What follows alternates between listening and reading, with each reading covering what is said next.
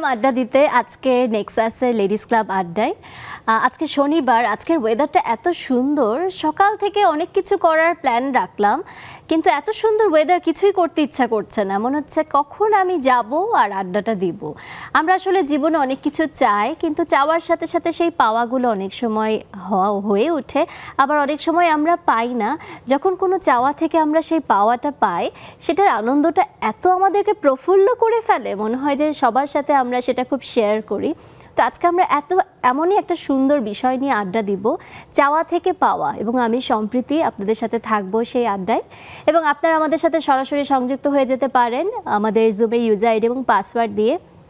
এবং সবসময়ের মতো আমাদের সাথে তিনজন অতিথি আছেন, খুব চমৎকার তিনজন অতিথি, যারা আমাদের সাথে আজকে এই চাওয়া থেকে পাওয়া এই সুন্দর একটা বিষয় নিয়ে আড্ডা দিবে। তাদের জীবনের কি কি চাওয়া ছিল এবং আমরা সেখান থেকে যখন পাই কেমন লাগে, সেই সব কিছু অনুভূতিগুলো আমরা আজকে খুব মজা করে শুনবো।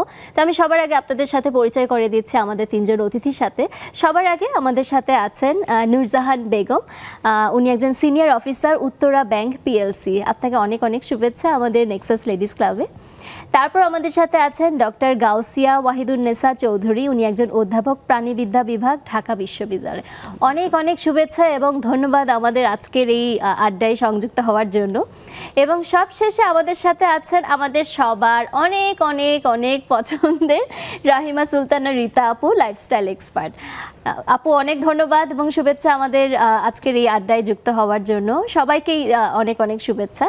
আমি আজকের আড্ডাতে আমরা আসলে করব চাওয়া থেকে পাওয়া, এবং আমি আসলে সবার আগে চলে যাব ডক্টর গাউসিয়া ওয়াহিদুন্নেসা চৌধুরী আপু আপনার কাছে। গাউসিয়া আপু, আমরা শুনেছি আপনি এশিয়ার প্রথম 10 জন নারী বিজ্ঞানীর মধ্যে একজন। তো আমাদের জন্য এটা অনেক বড় গৌরবের বিষয়। আমি একটু এই বিষয়ে সবার আগে আপনার কাছে জানতে চাই। সবার আগে বলতে চাই এশিয়ার 100 জন নারী বিজ্ঞানীর মধ্যে একজন। আচ্ছা, 10 জন না।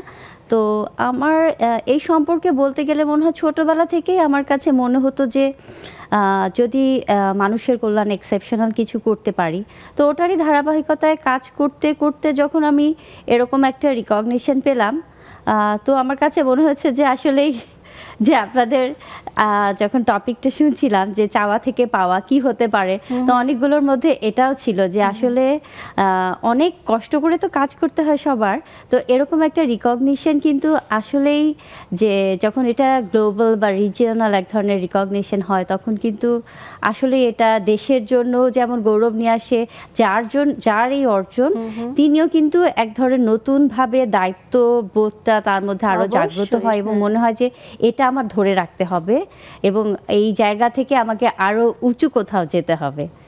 হ্যাঁ, কিভাবে মানে কোথা থেকে আপনি মানে প্রথম শুরুটা একটু আমরা জানতে চাচ্ছি যে কিভাবে, আপনাকে কি ইমেল করে জানালো নাকি কিভাবে জানতে পারলেন? ওটা ছিল যে আমি গত বছর জুলাইয়ে সিঙ্গাপুরে একটা কনফারেন্সে গিয়েছিলাম, এটা স্পন্সর ছিল OWSD। তো এর আগে বছর আমি OWSDর মানে রেটিংয়ে OWSD 2022 অ্যাওয়ার্ড পেয়েছিলাম। তো ওরাই আমাকে ইনভাইট করেছিল প্লেনারি সেশনে স্পিকার হিসেবে। তো ওখানে যাওয়ার পরে আমি দেখেছি যে এশিয়ান সায়েন্টিস্টের একটা ম্যাগাজিন। তো প্রথম দিন তো আমার যেই কনফারেন্সে বিভিন্ন সেশন অ্যাটেন্ড করা, তো যখন হোটেলে ফিরে দেখলাম ম্যাগাজিনটা গো থ্রু করছি, তখন দেখি আমারও ছবি ওখানে 100 জনের মধ্যে।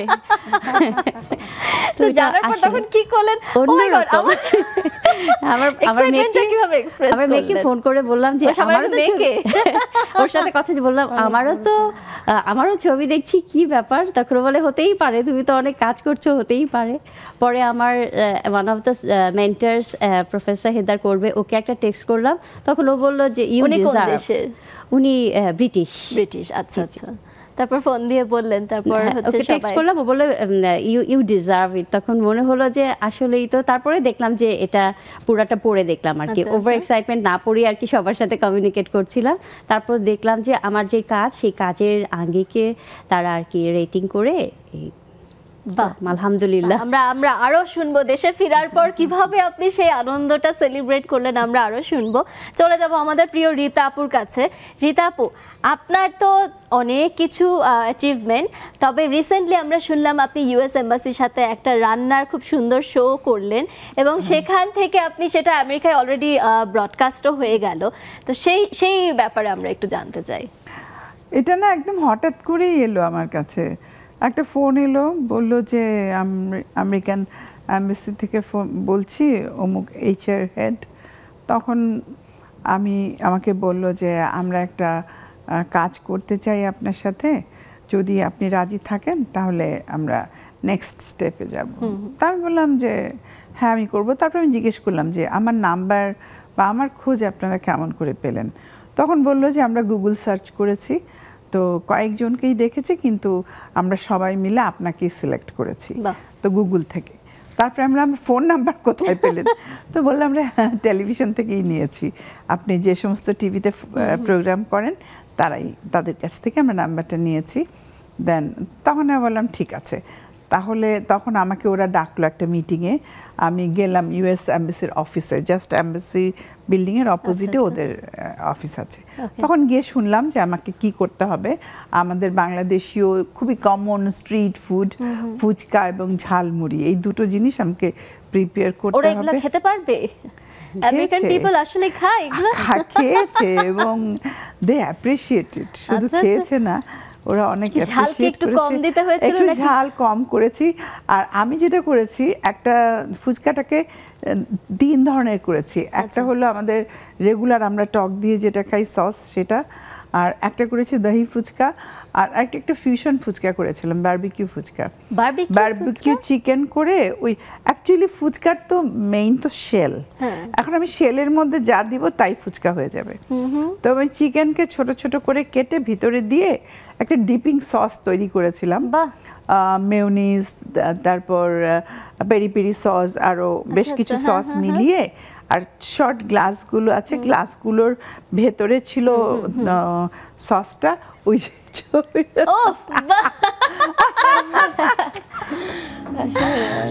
যে দেখো, বাহ খুব সুন্দর। এটা কি ওই এমবাসির মধ্যে? হ্যাঁ, এমবাসির ভিতরে। এই যে লু আর পিটার হাস। আচ্ছা আচ্ছা, মজা করে খাচ্ছে।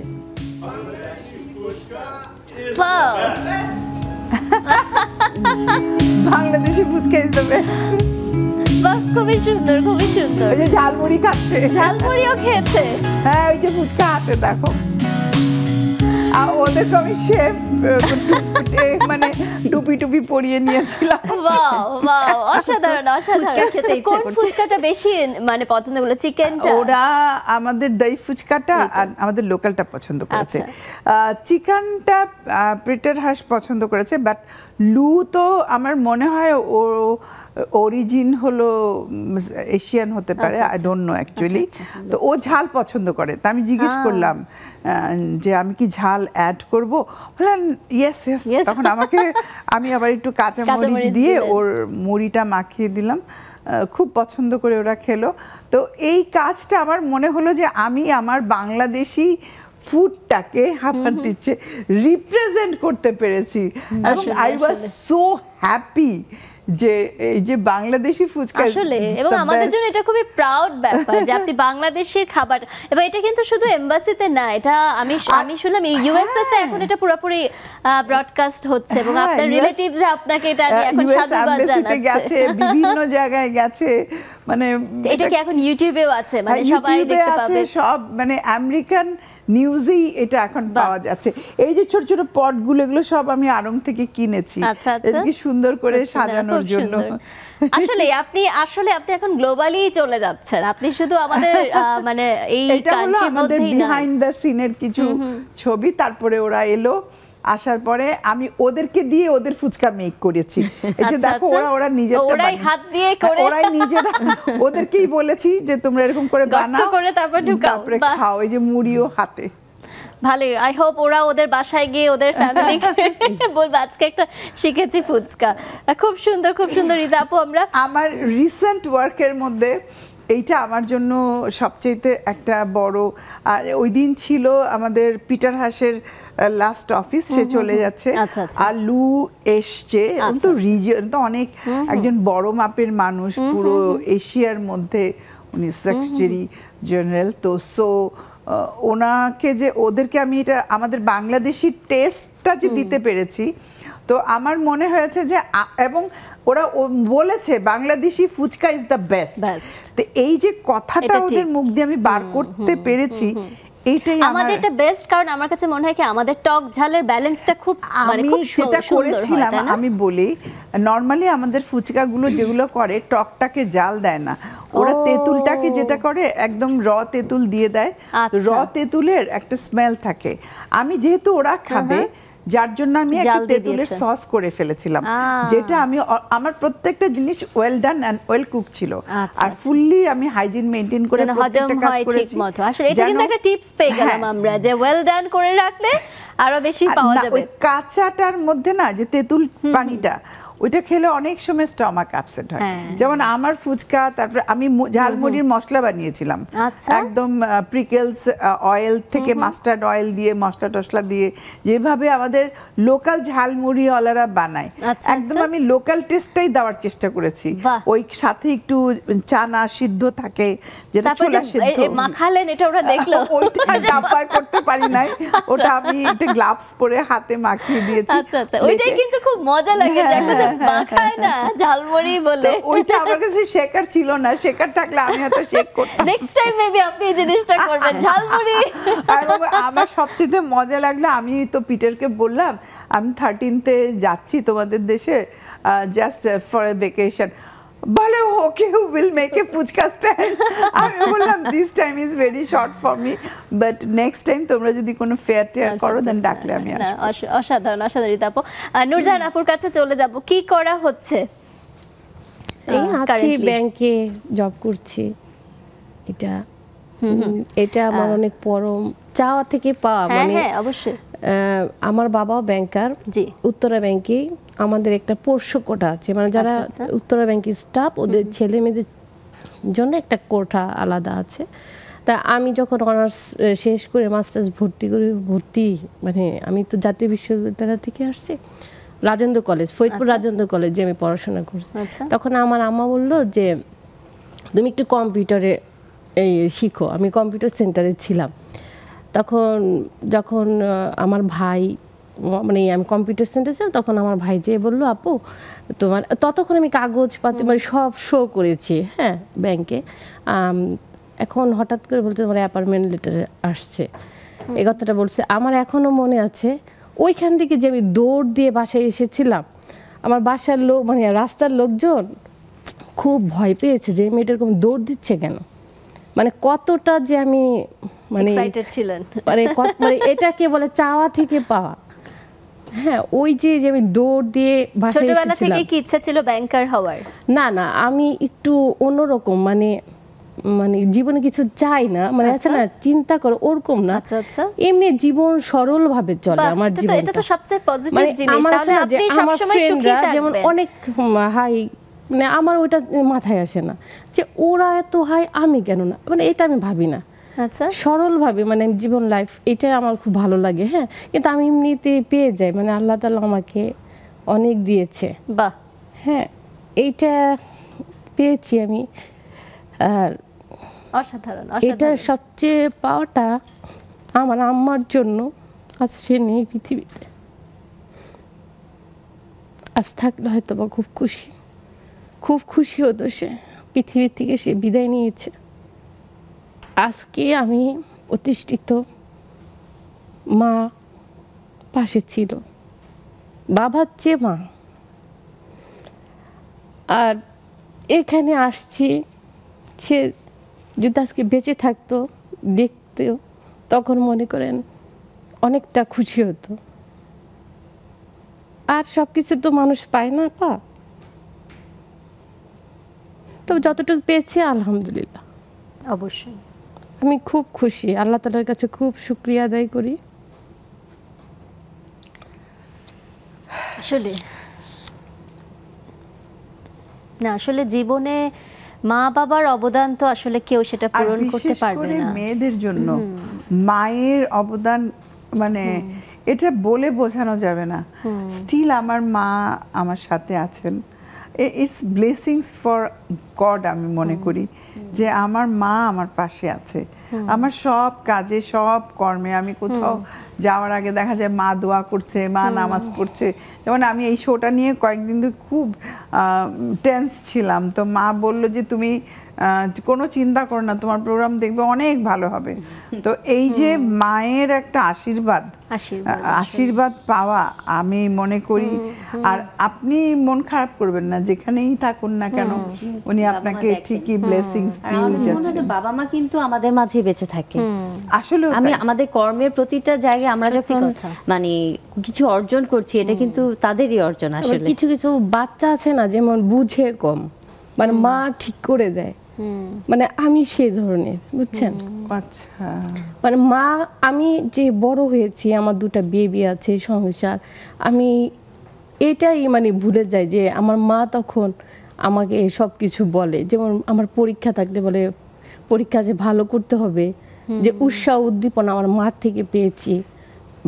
মনে করেন আমি যখন ট্রেনিংয়ে যখন ট্রেনিং আসবে বা বাচ্চাদের পরীক্ষা, তখন মা চলে আসবে, বাচ্চাদের অসুস্থ হলে চলে আসবে, যে মা, আমিও তো মা, কিন্তু আমার মা এসে সেটা করছে। কিন্তু অত্যন্ত দুঃখের বিষয় যে আমার মার জন্য আমি কিছু করতে পারিনি। মানে সে হঠাৎ করে হার্ট অ্যাটাক করে মারা গিয়েছে। এই যে তার অগস্টে 26-এ 1 বছর হবে। মানে আমি এখন তো বড় হয়েছি, মার প্রতি আমার কর্তব্য দায়িত্ব ছিল। মার চাওয়াগুলা, মার যে চাওয়াগুলা পাওয়াগুলা আমি পূরণ করতে পারিনি, এটা আমার খুব আফসোস। না আসলে এটাও সত্যি কথা, হ্যাঁ করতে পারিনি, কিন্তু এখনো করার অনেক কিছু আছে। মার জন্য দোয়া করা, হ্যাঁ সেটা এখনো মানে যতদিন বেঁচে থাকবেন মা কিন্তু আপনার সাথে আছেন। হ্যাঁ, আপনি মাকে যে স্মরণ করছেন এই প্রোগ্রামে, আপনার যে ফিলিংসটা, হ্যাঁ এই জিনিসগুলোও কিন্তু আপনাকে বয়ে নিয়ে যাবে। হ্যাঁ, তো আমাদের এই লেডিস ক্লাবের আড্ডাটা কিন্তু আসলে সব মায়েদের জন্যই আমরা এটা কিন্তু আসলে ডেডিকেট করি, বিকজ আমরা আছি, আমাদের মা আমাদের সাপোর্ট দিচ্ছে কোনো না কোনোভাবে আসলে আমাদের মারা সাপোর্ট করছে দেখেই কিন্তু আমরা একটু আগাতেও পারছি। ইমোশনাল বলেন, মেন্টাল বলেন, এমনিতেও টাইমলি সাপোর্ট দিচ্ছে। আজকের শোটা আপনার মাকেও আসলে, আজকের আড্ডাটা আপনার মাকেও আমরা উৎসর্গ করে আসলে করছি। হ্যাঁ, তো দর্শক, আমরা আড্ডা আমাদের হচ্ছে চাওয়া থেকে পাওয়া, অনেক কিছু চাই জীবনে, সেখান থেকে কি কি পেয়েছি এবং পাওয়ার যে অনুভূতিটা, পাওয়ার যে স্ট্রাগলটা, সব কিছু নিয়ে আমাদের আড্ডা চলছে এবং আড্ডা চলবে। আপনারা আমাদের সাথে সরাসরি সংযুক্ত হয়ে যেতে পারেন। আমরা একটা ছোট্ট বিরতি নিচ্ছি, বিরতির পর এখনই ফিরছি, কোথাও যাবেন না।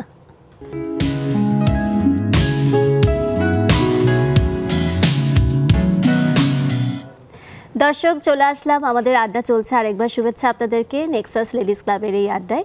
আমাদের সাথে চমৎকার 3জন অতিথি আছেন এবং আমরা কথা বলছি তাদের সাথে। আমি একটু গাউসি আপুর কাছে চলে যাব। গাউসি আপু, জীবনে কি হতে চেয়েছিলেন, শুরুটা আমাদেরকে একটু বলবেন। ছোটবেলা থেকে বাংলাদেশের আর অন্য ছেলে মেয়েদের মতো বাবা মার একটা এক্সপেকটেশন থাকে যে মেয়ে বড় হয়ে ডাক্তার হবে। ওই মনে হয় বাবা মার স্বপ্নটা ধরেই আমরা তো ফলোয়ারই থাকি বেশিরভাগ। তো আমার কাছে মনে হতো যে বড় হয়ে ডাক্তার হব। তবে আমার সবসময় মনে হতো যে আমার বাবা একজন মুক্তিযোদ্ধা, বীর মুক্তিযোদ্ধা শাহাদাত চৌধুরী। তো তার ধারাবাহিকতায় আমাদের ছোটবেলার ছুটির দিনগুলো কাটতো যে মুক্তিযুদ্ধের গল্প শুনে। তো তখন থেকে আমার মনে, আবার আমরা 3 বোন বলতাম যদি আবার মুক্তিযুদ্ধ হতো তাহলে আবার আমরা যুদ্ধে যাব। এরকম তো সবসময় মনে হতো যে দেশের জন্য কিছু করি। তো আমার কাছে মনে হতো যদি ডাক্তার হতে পারি তাহলে হয়তো দেশের জন্য অনেক কিছু করা যাবে। তো তারপরে তো আমার ডাক্তার হওয়ার জার্নিটা অত স্মুথ ছিল না, ডাক্তার হতে পারিনি। মানে প্রথমে কি আপনি মেডিকেলে অ্যাডমিশন দিয়েছিলেন? হ্যাঁ, অ্যাডমিশন দিয়েছিলাম। তো প্রিপারেশনটা শেষের দিকে অত ভালো ছিল না, ফ্যামিলিতে একটা ইস্যুস হয়, কিছু ইস্যুস হয়, যার কারণে অতটা ভালো প্রিপারেশন হয়নি। তো যাই হোক, বন্ধুদের, আমার ছোটবেলার বন্ধুরা আমরা এখনো একসাথে আছি। তো ওই বন্ধুদের ইচ্ছাতেই ঢাকা বিশ্ববিদ্যালয়ে ভর্তি পরীক্ষা দিই এবং আমার বায়োলজি ছোটবেলা থেকে খুব ভালো লাগতো। তো যখন জুওলজিতে চান্স পেয়েছি তখন আমার কাছে মনে হচ্ছে যে this is the best place, এবং জুওলজি পড়ে যদি আমি কিছু একটা করতে পারি তাহলে শুধু মানুষ না, পুরো প্রাণী জগতের জন্য আমি যদি কিছু করতে পারি সেটা আরো বেশি ইম্প্যাক্টফুল হবে। তো এভাবেই আর কি। তারপর পড়তে পড়তে এরপর যখন কমপ্লিট করলেন, আপনার পুরো ডিগ্রিটা যখন কমপ্লিট হলো, তারপর কি করলেন? আচ্ছা, আমার পড়ার সময় আমাদের যেমন 4th ইয়ার পর্যন্ত পড়ার পরে মাস্টার্সে আমাদের 5টা ব্রাঞ্চ আছে। তো 5টা ব্রাঞ্চের মধ্যে আমি ফিশারিজ নেই, যেহেতু বাংলাদেশ মাছে ভাতে বাঙালি, বাংলাদেশ একটা ল্যান্ড অফ ওয়েটল্যান্ডস। তো এরকম ভেবে আমি ফিশারিজই নেই। ফিশারিজে আমার কাছে কাজ করতে করতে মনে হয়েছে, আবার আমার একটা ছিল যে যখন আমি স্কুলে পড়ছি তখন আমার মনে মনে হতো যে স্কুলের টিচারদেরকে দেখে আমি এত বেশি ইন্সপায়ার্ড হতাম, মনে হতো আমি যদি ওই সাজেদা ম্যাডামের মতো, একজন সাজেদা আপার মতো যদি একজন টিচার হতে আসলে পারি। ছোটবেলায় কিন্তু একটা আইডল হয়েই যায়। আবার কলেজে যখন পড়ছি তখন মনে হতো যে রায়হানারা ম্যাডামের মতো যদি আমি হতে পারি। আবার ইউনিভার্সিটিতে পড়ার মতো অনেক টিচারই আমাকে অনেকভাবে ইন্সপায়ার্ড করেছেন। তো আমার কাছে মনে হতো যে টিচার হতে পারলে আমি আমার পড়াশোনার সাথে থাকবো, নতুন নতুন করে শিখতে পারবো এবং ছেলে মেয়েদের মধ্যে যা ভালো কিছু তা দিতে পারবো। তো মাস্টার্স শেষ করার পরে আমি বাংলাদেশে প্রথম যে encyclopaedia flora and fauna of Bangladesh, ওটার রিসার্চ অ্যাসিস্ট্যান্ট হিসেবে কাজ করি। তখন থেকে আমি বাংলাদেশের নেচার কনজারভেশনে কাজ করছে ওয়াইল্ড টিম বলে একটা অর্গানাইজেশন, ওটার ভলান্টিয়ার হিসেবে আমার মোটামুটি ক্যারিয়ার শুরু। তারপর আমি নোয়াখালী বিজ্ঞান ও প্রযুক্তি বিশ্ববিদ্যালয়ে প্রভাষক হিসেবে জয়েন করি 2006 সালে। তারপর 2008-এ আমি কমনওয়েলথ স্কলারশিপ পাই। এটা ছিল academic staff, Commonwealth academic staff scholarship. তো ওটা ওই স্কলারশিপে আমি কেমব্রিজ বিশ্ববিদ্যালয়ে পিএইচডি করতে চাই। তো পিএইচডি শেষ করে এসে 7.5 মাস নোয়াখালী বিজ্ঞান ও প্রযুক্তি বিশ্ববিদ্যালয়ে শিক্ষকতা করার পরে আমার স্বপ্নের জায়গা ঢাকা বিশ্ববিদ্যালয় আমার বিভাগে শিক্ষক হিসেবে যোগদান করি। স্টোরি আপনারটা মানে পুরো একটা সুন্দর সাকসেসফুল স্টোরি আসলে আল্লাহর রহমত। না না না, অসাধারণ অসাধারণ। জুমে আমাদের ফ্রেন্ড চলে আসছে, আমাদের আসলে দর্শক জুমে আমাদের পছন্দের আপু চলে এসেছেন, জুমের ইউজার আইডি এবং পাসওয়ার্ড দিয়ে আপনারাও সরাসরি আসতে পারেন। আমাদের এখানে নাজিয়া আপু এসেছেন এবং আমি দেখতে পাচ্ছি রাশিদা আপু এসেছেন। আপনাদের দুইজনকে, নাজিয়া আপু এবং রাশিদা আপু একজন কানাডা থেকে জয়েন করেছেন এবং একজন ইউএসএ থেকে জয়েন করেছেন। অনেক অনেক ধন্যবাদ আপু আপনাদেরকে আমাদের আজকের এই নেক্সাস লেডিস ক্লাবে জয়েন করার জন্য। আপনারা আমাদের সাথেই থাকুন, আমাদের আড্ডা চলছে, আমরা কিন্তু আপনাদের কাছে আসবো। হ্যাঁ, আমি গাউসিয়াপুর সাকসেসফুল স্টোরি শুনছিলাম, খুবই ইন্সপায়ারিং এবং আরও আমরা অনেক কিছু শুনবো আপনার তারপরের যে জার্নিটা সেটা আমরা শুনবো। একটু নূরজাহান আপুর কাছে চলে যাব। কতখানি আপনি তো বললেন জীবনে আসলে আপনি সবসময় খুব একটা ফ্লোতে চলেন, খুব বেশি চাওয়া পাওয়া আপনার জীবনে আপনি থাকে না, যার কারণে যেটাই আসে আপনি সবসময় খুব মানে হ্যাপি থাকেন। এটা খুব সুন্দর একটা। তো এটা কি আপনার লাইফের মোটিভেশনটা সবসময় এরকমই ছিল নাকি ছোটবেলায় কখনো এমন হয়েছে যে কিছু হতে চেয়েছিলেন, অন্য কিছু হয় না একটা এইম ইন লাইফ থাকে, স্কুলে তো লেখা হয়, তখন কি করতেন? এরকম ইচ্ছা জেগেছে, যেমন আমার একটু ফ্যাশন ডিজাইনের উপর, মানে আমি যে জামা কাপড়ের উপর একটু আছে না, একটু পরার ফাঁকে একটু লেজ লাগানো, একটু আনকমন করার জন্য, সবার চেয়ে একটু আলাদা হওয়ার জন্য একটু থাকে না এরকম। তখন থেকে মনে হচ্ছে যে একটু বড় হলে একটু ফ্যাশন ডিজাইনার ওইভাবে মানে একটু ইচ্ছা ছিল। যেহেতু আমি ব্যাংকে চলে আসার পরে আর তখন তো মনে করেন ওইটা অনেকটা পাওয়া আমার জীবনে, মানে আমার পড়ালেখা কমপ্লিট হয়নি এখন, তার আগেই একটা চাকরিতে আমি জয়েন করতেছি। মানে আমি, আপনার কি বিয়ে হওয়ার পরে জয়েন করেছেন নাকি তার আগে? হ্যাঁ, আমার বিয়েটা তখন চলতেছিল। হ্যাঁ, মানে আমার কথাবার্তা হচ্ছিল ঠিক সেই সময়। আচ্ছা আচ্ছা, না অসাধারণ অসাধারণ।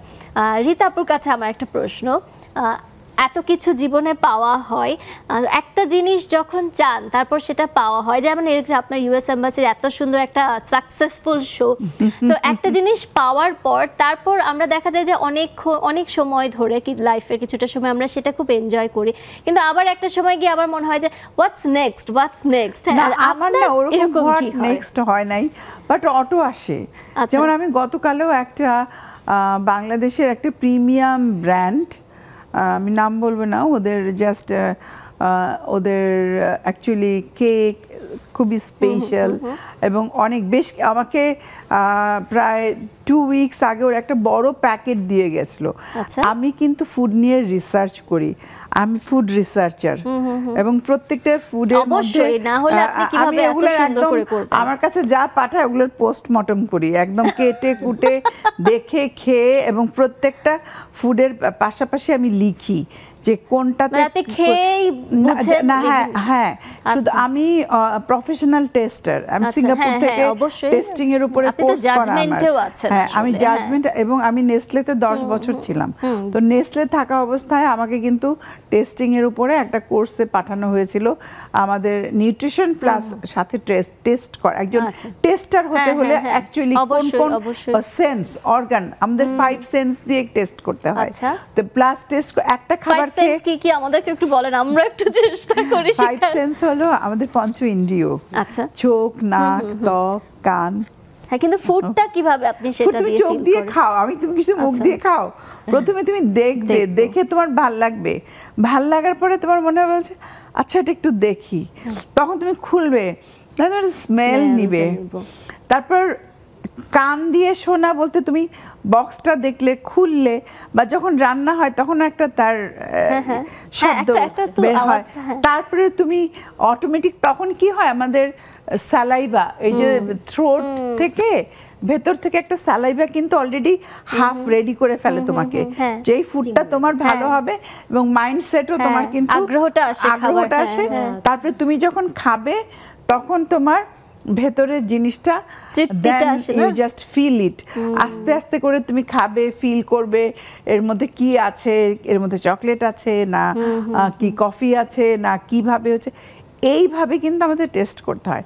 তো আমাকে অলরেডি ওরা 2 উইকস আগে পাঠিয়ে দিয়েছিল, তাই আমি প্রত্যেকটা প্রোডাক্ট আলাদা আলাদা করে টেস্ট করেছি, লিখেছি।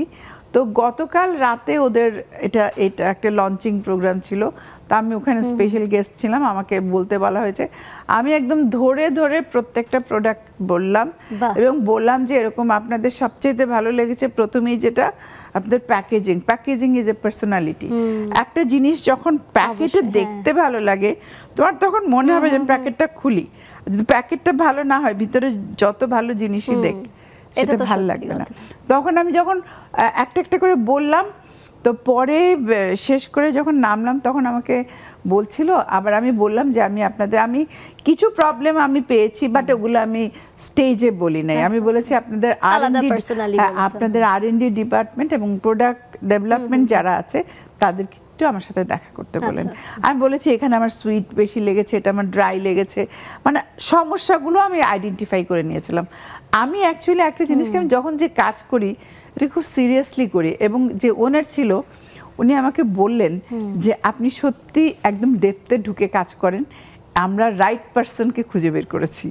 তা আমার কিন্তু কাজ একটার পর একটা না অটো আসতে থাকে, আমাকে খুঁজতে হয় না কাউকে। আচ্ছা, আপনি তো প্লাস্টিক নিয়েও একটা গবেষণা করেছেন। হ্যাঁ, মোটামুটি গবেষণা আমার অনেক কিছু নিয়েই আছে।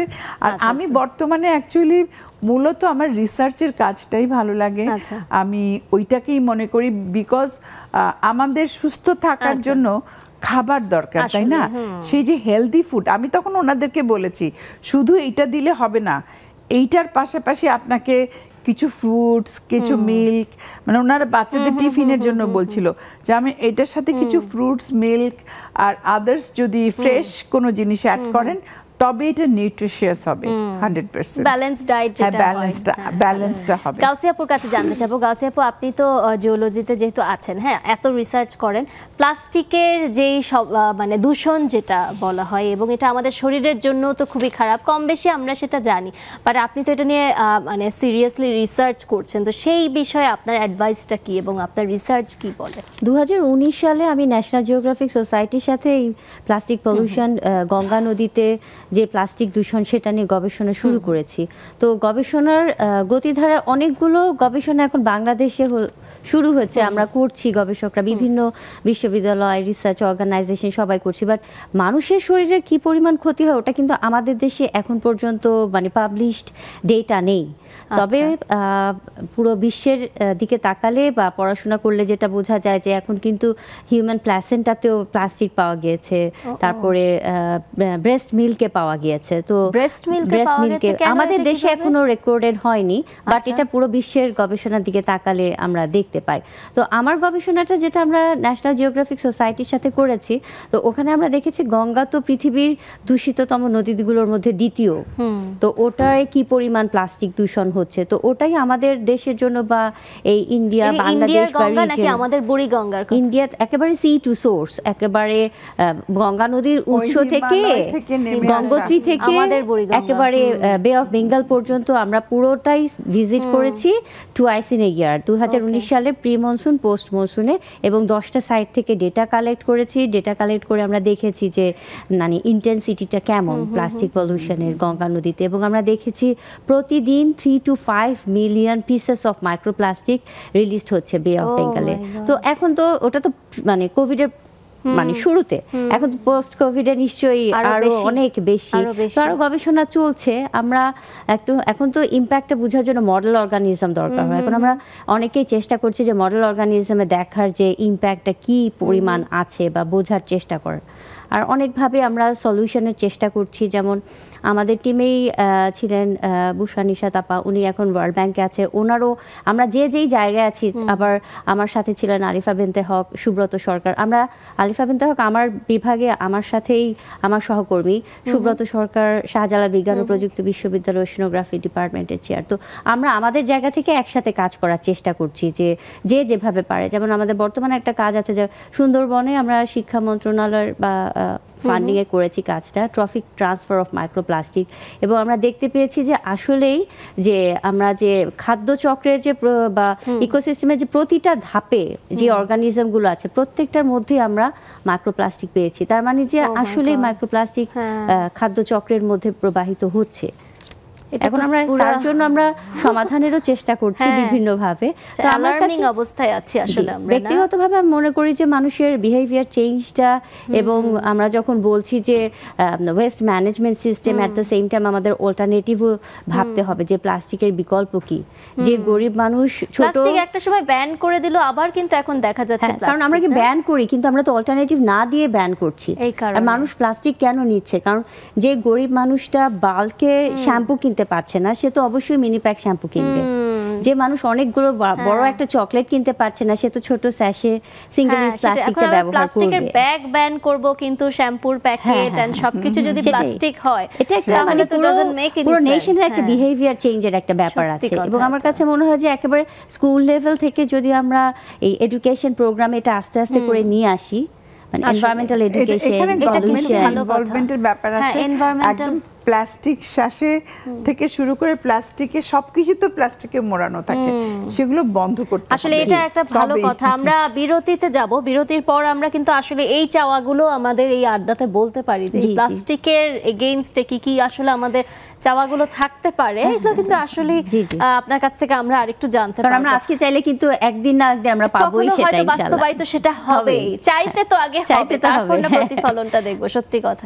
দর্শক, আমাদের সুন্দর আড্ডা হচ্ছে সুন্দর একটা টপিক এবং আমাদের সুন্দর সুন্দর অতিথিদের সাথে। আপনারা কোথাও যাবেন না, একটা ছোট্ট বিরতি নিয়ে এখনই আসছি।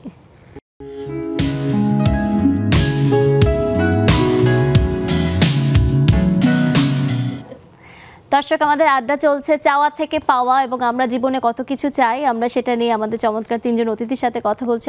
এবং আমাদের জুমের ইউজার আইডি এবং পাসওয়ার্ড দিয়ে অলরেডি আমাদের পছন্দের আপুরা জয়েন করেছেন। আপনারাও আমাদের সাথে সরাসরি সংযুক্ত হতে পারেন স্ক্রিনে দেওয়া জুমের ইউজার আইডি এবং পাসওয়ার্ড দিয়ে। আমরা গল্প করছিলাম আসলে আমাদের চাওয়া থেকে পাওয়া নিয়ে। তো আমরা ফার্স্ট একটু জুমে চলে যাই। আমি দেখতে পাচ্ছি রাশিদা আপু আছেন এবং নাজিয়া আপু আছেন। আমি প্রথমে একটু রাশিদা আপুর কাছে চলে যাব। একটু আনমিউট করবেন রাশিদা আপু। সুদূর আমেরিকা থেকে আমাদের সাথে জয়েন করেছেন, অনেক অনেক ধন্যবাদ। সরি, আপনি রাশিদা আপু কানাডা থেকে জয়েন করেছেন, অনেক অনেক ধন্যবাদ। আপনাদের ওখানে প্রবাবলি এখন মর্নিং। সো কেমন আছেন, কেমন চলছে রাশিদা আপু? আলহামদুলিল্লাহ, প্রথমেই ধন্যবাদ জানাচ্ছি নেক্সাসের এত লেডিস ক্লাবের পক্ষ থেকে এত সুন্দর একটা অনুষ্ঠান প্রচার করার জন্য। আর যারা উপস্থিত হয়েছেন আমাদের অতিথি, আপনি এবং সকল যারা দর্শকরা টেলিভিশনের সামনে উপভোগ করছেন, তাদের সবাইকে আন্তরিক ধন্যবাদ আমাদের এই সুন্দর অনুষ্ঠানে অংশগ্রহণ করার জন্য। আমাদের কানাডাতে গত 2 দিন যাবত রেইন হচ্ছে, বৃষ্টি, খুব ভালো লাগছে। সামার চলে আসছে, জায়গায় জায়গায় এখন আমাদের বাংলাদেশি ফেস্টিভ্যাল হচ্ছে। দেখাবেন নাকি একটু ওয়েদারটা কেমন, ক্যামেরাটা ঘুরে? জি, নাইস ওয়েদার, আমরাও একটু দেখতে চাই। আমাদেরও এখানে আজকে কিন্তু খুব সুন্দর ওয়েদার। এই কয়দিন অনেক গরম ছিল, গরম থাকলেও আজকে সুন্দর একটু বাতাস হচ্ছে আজকে আমাদের এখানে। আমরা একটু আপনার সাথে সাথে কানাডাটা দেখে ফেলি আমাদের আড্ডা থ্রুতে। লেডিস ক্লাবে কি সুন্দর গ্রিন, খুব সুন্দর, খুব সুন্দর, খুব সুন্দর। মনটাই ভালো হয়ে যায় রাশিদা আপু। Thank you, thank you. এভাবে করে সবসময় আমাদের সাথে জয়েন করবেন, খুব ভালো লাগছে। আপনাকে দেখেও খুবই ভালো লাগছে। আমাদের সাথে পুরাটা আড্ডাতে আমাদের সাথে থাকবেন। ধন্যবাদ। আমি আমাদের যে চাওয়া থেকে পাওয়া আজকে কথা বলছি, হ্যাঁ, আপনার জীবনের কোন চাওয়াটা আপনি পেয়ে সবচেয়ে বেশি আনন্দিত হয়েছেন সেটা বলেন। এখন বলতে গেলে আসলে আমি এতক্ষণ শুনলাম সবাই যে বলছিল তাদের চাওয়াটা, আর আমার চাওয়াটা কিন্তু একটু ভিন্ন ছিল। আচ্ছা। যেমন আমার একটু আর্লি স্টেজে বিয়ে হয়ে যায়, বিয়ে পরে হাজবেন্ড বাইরে জব করতেন। সো আমার সবসময় একটা ইচ্ছে ছিল যে কিভাবে আমার হাজবেন্ডকে, মানে আমরা বা আমার ফ্যামিলি হলে উচ্চপদস্থ জায়গায় খুব স্ট্যান্ডার্ড ভাবে আমরা একটা সেরকম জায়গায় পৌঁছাতে পারি। আচ্ছা। সেজন্য আমি সবসময় চেষ্টা করতাম যে কিভাবে কিভাবে কোথায় কি করা যায়। তো যাই হোক, আমার কানাডা টার্গেট ছিল যে কানাডাতে আসব, এবং ফাইনালি আমরা ফুল ফ্যামিলি একসাথে ইমিগ্রেন্ট হয়ে আসছি এবং আমরা খুব ভালো আছি। এই জন্য আলহামদুলিল্লাহ আমি আমার একদম যেটা চাওয়া আমার হাজব্যান্ডকে সেরকম জায়গায় প্রতিষ্ঠিত করা এবং কানাডাতে যা কিছু করা সবকিছু আমি নিজে করেছি। ওরে বাপরে, আপনি তো একজন মানে এক্সাম্পল ওয়াইফ। মাশাআল্লাহ। আমরা আমাদের সাথে আরেকজন সুপার লেডি আমি বলবো, রাশিদা আপু। খুব সুন্দর, খুব সুন্দর। আপনার এই স্টোরিটাও আমাদের লেডিস ক্লাবের পেজে আসলে লিখবেন, এটা কিন্তু অনেকজনকে ইন্সপায়ার করবে, সত্যি কথা। ধন্যবাদ, ধন্যবাদ রাশিদা আপু। হ্যাঁ, আমি একটু নাজিয়া আপুর কাছে, হ্যাঁ বলছিলেন রাশিদা আপু, কন্টিনিউ করেন। আর কিছু বল। জি জি জি জি, যেমন আমি এখানে এসেছি তেমনি আমার ছেলে মেয়েরাও প্রতিষ্ঠিত, ছেলেও সফটওয়্যার ইঞ্জিনিয়ার। বাহ। আলহামদুলিল্লাহ, ফেসবুকের সিনিয়র ম্যানেজার ডেভেলপার, আর আমার মেয়েও ডক্টর। অসাধারণ, অসাধারণ। তো সেদিক দিয়েই মানে আমি আমার যা চাহিদা ছিল আলহামদুলিল্লাহ, আলহামদুলিল্লাহ, এরকমই আসলে সবার স্বপ্ন থাকে। ধন্যবাদ, ধন্যবাদ। আমি একটু নাজিয়া আপুর কাছে চলে যাব। নাজিয়া আপু, গুড মর্নিং। আপনারা তো ওখানে মর্নিং। হ্যাঁ, চাওয়া থেকে পাওয়া, গুড মর্নিং। কোন চাওয়াটা পেয়ে সবচেয়ে বেশি আনন্দিত হয়েছেন? হ্যাঁ, আমরা জানি আপনি একজন ইঞ্জিনিয়ার এবং সাকসেসফুল আপনার ক্যারিয়ারেতে। তো এটা ছাড়া আরো কিছু, মানে যেটা চেয়েছেন পেয়ে পাওয়ার পর সেই আনন্দটা অসাধারণ, এমন কি আছে? এই যে এখন নেক্সাসে জয়েন করছি, এটাও একটা চাওয়ার থেকে পাওয়া। রীতা আপা, good morning. Good morning. Good morning. আসবে এখানে, এটাও একটা ওনার সাথে হয়তো বা দেখা হবে, সত্যি তখন চাওয়ার থেকে পাওয়া হবে। আর আমি তো সবাইকে বলি প্লিজ আসো তোমরা এখানে, তখন আমার চাওয়া থেকে পাওয়া হবে তোমাদের সাথে যখন মিট আপ করবো। রীতা আপা, আমি জাস্ট একটু অ্যাড করতে চাই যে সবাই যে বলছিল না প্লাস্টিকের ব্যবহারটা, গাউসি আপার কথা আমার খুব ভালো লাগছিল শুনতে। One of the successful women you have, Gausia Appa is there, না? তারপর আমি বলতে চাচ্ছি যে যতগুলো ফুড ব্লগিং আমি দেখি যারা রান্না করে বাংলাদেশে, সবাই কিন্তু ভালো রান্না করছে, ভালো ফুড সিলেক্ট করছে, অর্গানিক ফুড সিলেক্ট করছে, কিন্তু তারা রান্নার হাঁড়িটা কিসের ভিতরে রান্না করছে, কিসে সার্ভ করছে, কোন চামচটা কোন হাঁড়িতে যাবে। একটা ননস্টিক দেখা যায় যে মানে ননস্টিক কালোটা উঠে সিলভার বেরিয়ে গেছে, হ্যাঁ, ওটার ভিতরে রান্না হচ্ছে। তারপরে ননস্টিকের ভিতরে যে মেটাল যে স্পুন গুলো ব্যবহার করা হয়, দ্যাট ইজ ভেরি রং। ননস্টিকের জন্য কাঠের স্পুন ব্যবহার করতে হবে রান্নায়। এই যে টক, অনেক সময় টক বানায়, টকটাকে একটা প্লাস্টিকের মধ্যে বানায়, টক বানানোর সময় একটা মেটালের স্পুন দিয়ে টকটাকে নাড়াচ্ছে। Those are very very bad thing. এই কনসিয়াসনেস গুলো একজন যখন ইউটিউবে ব্লগিং করে, মানুষ কিন্তু তাদেরকে দেখে, হ্যাঁ, তাদের এই জিনিসগুলো কিন্তু নলেজে নাই। এই যে চিন্তাটা, এই আমি এটাকে কিভাবে বলবো, এই নলেজ শেয়ারিংটা, অ্যাওয়ারনেসটা ভেরি ভেরি ইম্পর্টেন্ট। আমার কাছে মনে হয় আমরা পানি খাচ্ছি, পানি কিসে খাচ্ছি, একটা প্লাস্টিকের গ্লাসে না কাচের গ্লাসে? Metal is better than plastic.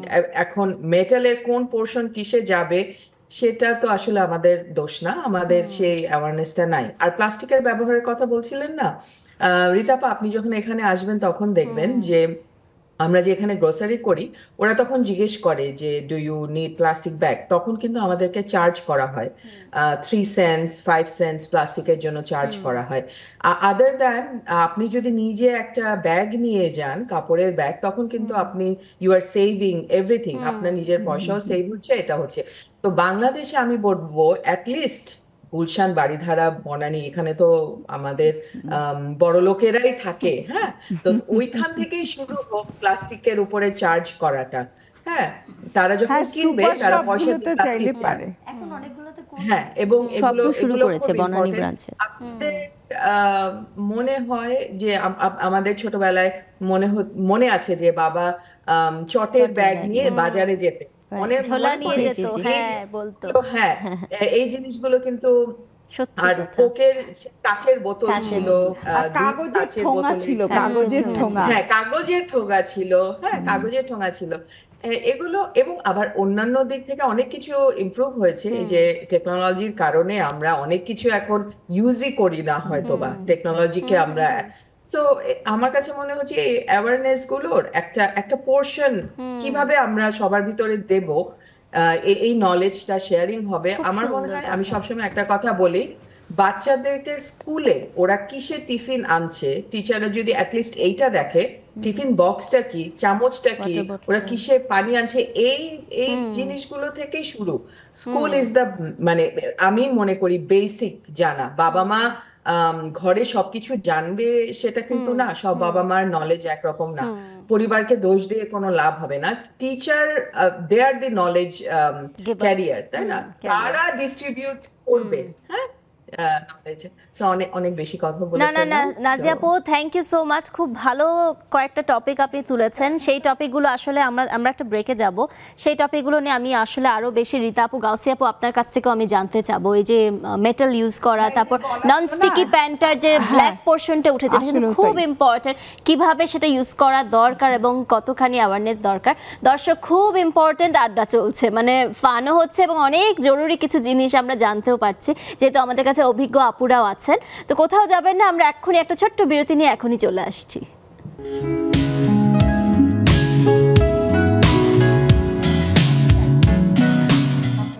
দর্শক, চলছে আমাদের আড্ডা। সবাইকে আরেকবার শুভেচ্ছা নেক্সাস লেডিস ক্লাবে। আমাদের সাথে তিনজন চমৎকার অতিথি আছেন এবং আমি সম্প্রীতি আপনাদের সাথে আছি। আমাদের আজকে চাওয়া থেকে পাওয়া কথা হচ্ছে, এবং আপনারা যদি আমাদের সাথে সংযুক্ত হতে চান, স্ক্রিনে দেওয়া জুমের ইউজার এবং পাসওয়ার্ড দিয়ে সরাসরি আমাদের সাথে সংযুক্ত হয়ে যাবেন। আমি চলে যাব গাউসি আপুর কাছে। গাউসি আপু, একটু আগে নাজিয়া আপু যেটা খুব অ্যাওয়ারনেসের কথা বলছিল, খুব ইম্পর্টেন্ট কিছু কথা, যে নন স্টিকি প্যান, আমরা নন স্টিকি প্যান ইউজ করি, ওটা এমনভাবে মানে একটা কিনলে মনে হয় লাইফ লং ওটাই ইউজ করতে থাকি। ওইটা কি দিয়ে, আমরা মেটাল দিয়ে ইউজ করছি না কাঠ দিয়ে রান্না করছি, উপরের ব্ল্যাক কালারের চর্তাটা উঠে যাচ্ছে, তারপর ওটা ইউজ করে যাচ্ছি। তো এই বিষয়ে আপনি আপনার একটু বক্তব্যটা বলবেন। আমার বক্তব্য, আসলে আমি তো কাজ করেছি প্লাস্টিক পলিউশন নিয়ে। তো ওটা কাজ করতে গিয়ে আমি দেখেছি, আমরা যখন একটা কোনো প্রোডাক্ট মার্কেটিং করি, শুধু ওইটার সম্পর্কে পুরোটা আমরা জানি না। ওটার সুবিধাটা দেখে শুধুমাত্র ওইটা ব্যবহার করতেই থাকি, কিন্তু ওটা একটা পর্যায়ে যে কিভাবে ব্যবহার করলে কোন জায়গায় সতর্ক হতে হবে ওটা আমরা বুঝি না। যেমন আমি আমার প্লাস্টিক পলিউশনের রিসার্চের কথা যদি বলতে যাই, আমরা চেষ্টা করেছিলাম যে প্লাস্টিক ফ্রি একটা প্রোগ্রাম করব। তখন আমরা দেখলাম যে প্লাস্টিক ফ্রি একটা ইভেন্ট অ্যারেঞ্জ করা how difficult it is. Even আমরা গ্রামের দেশেও প্লাস্টিক ফ্রি একটা, এই যে যেমন আমরা খাবার যদি আনতে যাই, কোনো কিছুই প্লাস্টিক ছাড়া নেই। মানে মোড়কে প্লাস্টিক, হ্যাঁ, আমরা অনেক কষ্ট করতে হয়েছে যে শুধুমাত্র ফল দিব, মানে প্লাস্টিক ছাড়া কি করব, বেতের ঝুড়ি দিব। ইভেন যখন আমরা প্লাস্টিক ফ্রি ইভেন্ট করতে গিয়েছি, তখন দেখা গিয়েছে যে মানে চেয়ারও রিমুভ করতে হয়েছে, পাটি বিছিয়ে মাটিতে বসতে হয়েছে, কারণ প্লাস্টিক। গাউসি আপু, আমি আপনার কাছে আরেকটু জানতে চাবো যে চিকেনগুনিয়া নিয়ে আপনার যে গবেষণাটা, চিকেনগুনিয়া আপনার না, মনে হয় সেজুতি আপুর, তো সেই বিষয়ে এখন মানে বাচ্চাদের ক্ষেত্রে প্লাস্টিক, এটা কি প্লাস্টিকের কিছু পাওয়া গেছে নাকি সেই বিষয়ে? আমি যেটা বলতে পারি যে আমার রিসেন্ট একটা গবেষণায় দেখা গিয়েছে যে প্লাস্টিক পলিউশন এবং এই যে ক্লাইমেট চেঞ্জ এবং এই প্রজাতি, বিভিন্ন প্রাণীর যে হারিয়ে যাওয়া, বাংলাদেশ থেকে কিন্তু মানে অনেক প্রাণী এখন মানে হুমকি সম্মুখীন। তো এই তিনটার মধ্যে একটা সংযোগ আছে। আচ্ছা, যে এত পলিউশন যখন হচ্ছে, তো পৃথিবীতে তো সব প্রাণী বা বাংলাদেশে তো সব প্রাণী পলিউশন টলারেন্ট না। তো এজন্য কিন্তু পলিউশন টলারেট করে থাকতে পারা প্রাণী যারা, তারাই হয়তো থাকছে এবং অনেকেই মানে ওই আবাসস্থল থেকে হারিয়ে যাচ্ছে।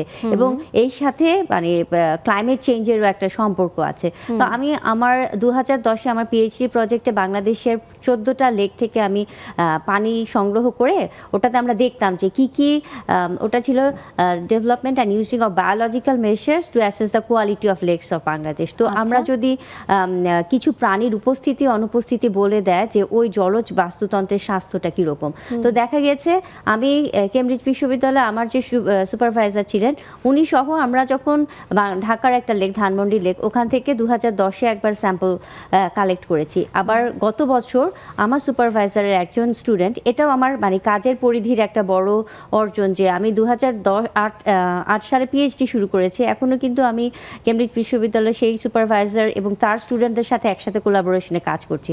তো আমরা দেখেছি আপনি রিলেশন রাখবেন আসলে। আর ওইটা হচ্ছে যে আমরা দেখেছি যে এই গত 10 বছরে ধানমন্ডি লেকে কিন্তু একটা প্রজাতির কথা যদি আমি বলি ঝিনুক, সেটা মানে একেবারে অনেক ধস নেমেছে। তো এটাও দেখছি যে আমরা তো গত 10 বছর আগে ধানমন্ডি লেকের আশপাশে কিন্তু এত সুপার শপ, এত মানে ফ্লোটিং যে আমরা হোটেলগুলা দেখি এত ছিল না। তো ওই বর্জ্যটা কোথায় যাচ্ছে?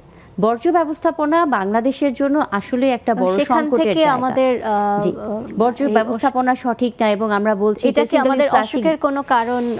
অবশ্যই যে আমরা যখন আমরা আমার যে রিসার্চ কোলাবোরেটর ও সহ আমরা ম্যাক্রো প্লাস্টিক যেগুলো খালি চোখেই দেখা যাচ্ছে সেগুলোর সাথে এই ম্যাক্রো ইনভার্টিব্রেট যেই অমেরুদণ্ডী প্রাণীগুলোকে, আমি জানি এই টার্মগুলো হয়তো একটু কঠিন হচ্ছে, যেই জলজ অমেরুদণ্ডী প্রাণীকে খালি চোখে দেখে চিনতে পারা যায় ওগুলোর সাথে, এবং আমরা একেবারে লিটারালি গ্লাভস পরে লেক থেকে টেনে টেনে দেখেছি কত ভয়ঙ্কর টাইপের ময়লা প্লাস্টিকের বর্জ্য ওখানে আছে। এবং তার সাথে আসলে 10 বছর আগে আমি যত ম্যাক্রো ইনভার্টিব্রেট বা জলজ অমেরুদণ্ডী প্রাণী পেয়েছি এখন কিন্তু অতটা পাইনি গত বছর মানে সার্ভেটা করে। আমাদের সার্ভে রিপোর্টটা বা মানে পাবলিকেশনের অপেক্ষায় আছে। যদি পাবলিকেশন হয় তখন আমরা হয়তো আরো বড় পরিসরে ফাইন্ডিংসগুলো তুলে ধরতে পারবো সবার জন্য, মানে একজন লে পার্সনও যেন বুঝতে পারে এরকম ভাবে আর কি সবার জন্য তুলে ধরতে পারবো। কিন্তু খালি চোখে বলা যায় যে আসলে এটা একটা অনেক বড় হুমকি, মানে আমরা জেনে না জেনে নিজেদের সুবিধার কথা ভেবেই আমাদের পরিবেশটাকে দূষিত করে যাচ্ছি। নূরজাহান আপুর কাছে চলে যাব, আপনার কাছ থেকে অনেকক্ষণ শোনা হচ্ছে না। আপনার কাছে প্রশ্ন হচ্ছে, জীবনে চ্যালেঞ্জ বেশি পেতে পছন্দ করেন নাকি স্টেবল থাকতে বেশি পছন্দ করেন? আমরা যেরকম অনেক সময় দেখা যায় যে একটা কিছু পেয়েছি, যেরকম আপনি ব্যাংকে আছেন, সো আমরা অনেক সময় দেখা যায় যে আমি এটাতেই খুশি, আমি এটাতেই থাকতে চাই, কিংবা কেউ আবার এরকম আছে যে হোয়াটস নেক্সট, নতুন চ্যালেঞ্জ নিতে খুব মানে একটা জীবনে একটা নতুন একটা মোটিভেশন পায়। তো আপনার ক্ষেত্রে জীবনে চ্যালেঞ্জ কি আছে? হ্যাঁ, এটা আছে। যেমন ব্যাংকে আমি এক সেক্টর থেকে আরেক সেক্টরে যখন আসি তখন মনে হয় যে আরেকটু নিজেকে করব, মানে চ্যালেঞ্জে কাজটা করে ফেলবো। হ্যাঁ, এটা আমি মনে রাখি যে খুব মানে আছে না যে অনেকে ভাবতে পারে যে এটা কি সে পারবে, এরকম একটা ভাব, মানে অন্যকে প্রুভ করা আপনার কাছে একটা চ্যালেঞ্জ। যেমন একটা কাজ দিল যে বলছে যে এটা কি পারবে, যেমন আমি সেটা নিয়ে চ্যালেঞ্জে, অবশ্যই এটা একটা চ্যালেঞ্জ। হ্যাঁ, এই ধরনের তো আছে। আর উপরে ওঠার তো সবাই চায়, আছে এই ধরনের চ্যালেঞ্জগুলো ব্যাংক সেক্টরে। চ্যালেঞ্জটাকে আপনি সবসময় সফলতার জন্য চ্যালেঞ্জটাকে আপনি সবসময় পজিটিভলি নেন, আসলে সেভাবেই নেওয়া উচিত। রীতাপুর কাছে চলে যাব। রীতাপু, নাজিয়াপুর কথা ধরেই আপনার কাছ থেকে আমরা আরো জানতে চাবো যে এই যে কাঠের চামচ ইউজ করা, তারপর টকের মধ্যে কি ধরনের চামচটা ইউজ করা উচিত, কি করা উচিত না, ননস্টিকি প্যান, এই জাতীয় বিষয়গুলো তো আপনার কাছ থেকে আমরা আরেকটু জানতে চাচ্ছি। আসলে ইউটেন্সিলস যেগুলো আমরা কিচেনে ব্যবহার করি, যে সমস্ত তৈজসপত্র যদি বাংলায় বলি, আজকাল ননস্টিক প্যান প্রচুর বাংলাদেশ বাজারে ভরে গেছে এবং সবাইকে বলছে এটা খুব ভালো ব্যবহার করো, কিন্তু এটার যে সাইড এফেক্ট বা এটার যে প্রপার ইউজ কিভাবে করতে, এইটা কিন্তু কেউ বলে না, এটা জানেও না কেউ ঠিক মতো। ওই যে বললো নাজিয়া যে ননস্টিকে মেটাল ইউজ করছে, আসলে ননস্টিকের সাথে কাঠ অথবা ননস্টিকি আছে মানে চামচ আছে, সেটা ইউজ করতে হয়, তাহলেই তারপরে ওইটা আবার ক্লিন করার একটা ব্যাপার আছে। দেখা গেল বাড়িতে হেল্পিং হ্যান্ড ওই কোটিংটা তুলে সাদা করে ফেললো, আর ওই কোটিংটা যখন উঠে যায় তখন ওটা রান্না করার পরে ওই খাবারটা কিন্তু আমাদের হেলথের জন্য ঝুঁকিপূর্ণ হয়ে যায়, এটা ঠিক না। তো আমি আমার বাড়িতে আমি কিন্তু বলি ননস্টিক পারতপক্ষে ব্যবহার করি না, আমি এখনো লোহার কড়াইতে, দস্তা, তারপরে আমরা যে সমস্ত সিলভার ইউজ করতাম সেটাই করি, এবং কড়াই বলতে আমি কিন্তু লোহার কড়াই ইউজ করি। যে আমি সেদিন এমবেসির যে প্রোগ্রামটায় গেলাম, এত ভারী, আমি চিন্তা করছিলাম ওটা কি দিল আমাকে। খুলে দেখে একটা লোহার কড়াই এবং পেটানো একটা লোহার কড়াই। আমি এটা পেয়ে আমার এত ভাল লাগলো, মনে হলো যে আসলেই একটা মানে ভালো জিনিস আমি পেলাম। তো এই যে লোহাতে আমি সাধারণত বেশিরভাগ আমি কমফোর্টেবল ফিল করি।